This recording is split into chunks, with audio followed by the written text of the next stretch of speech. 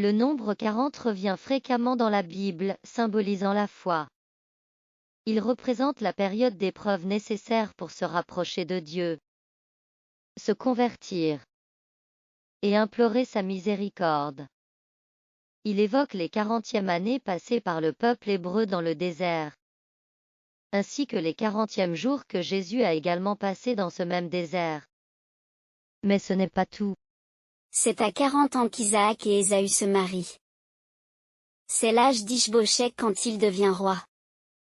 C'est aussi la durée du règne des rois les plus respectés. Dans le récit du déluge, la pluie tombe pendant 40 jours et 40 nuits. Tout comme la durée de l'embaumement de Jacob. Ce laps de temps correspond également à la période pendant laquelle le Philistin Goliath provoque les Israélites.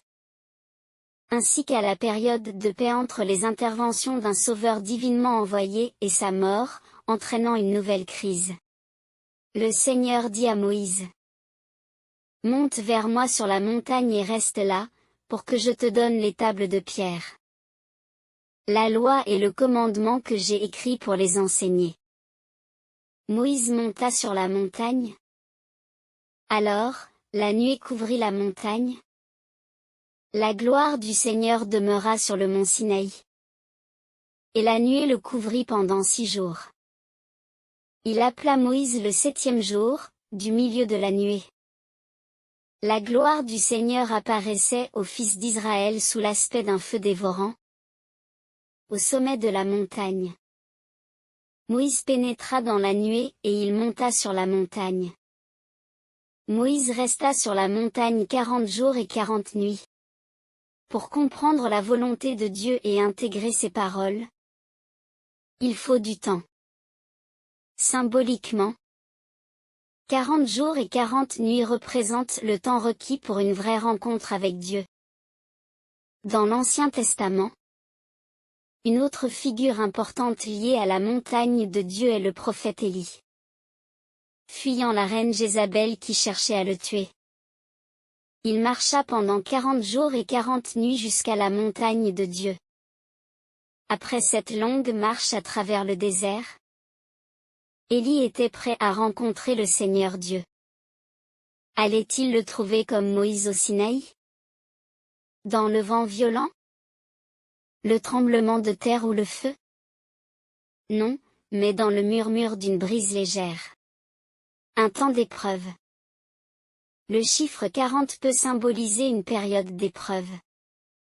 Par exemple, dans le livre des Nombres, sur instruction divine, Moïse envoie un homme de chaque tribu explorer le territoire de Canaan. Après 40 jours, ils reviennent avec des fruits magnifiques, mais signalent la présence d'une population puissante et de villes fortifiées. Le peuple, manquant de confiance, refuse d'avancer. En conséquence, Dieu condamne le peuple à errer pendant 40 ans dans le désert. Le nombre 40 est lié à la patience, à la structure et à des bases solides. Il incarne l'endurance et la persévérance face aux défis. Souvent perçu comme le symbole d'une période d'épreuve ou de préparation précédant l'accomplissement d'un but ou d'une réussite. Maintenant, vous avez une meilleure compréhension de ce nombre, le 40. Le nombre 40 est en fait très significatif dans de nombreuses cultures et traditions à travers le monde. Dans la Bible, le chiffre 40 apparaît fréquemment, symbolisant souvent un temps d'épreuve, de purification ou de transition. Par exemple, Jésus a jeûné pendant 40 jours dans le désert.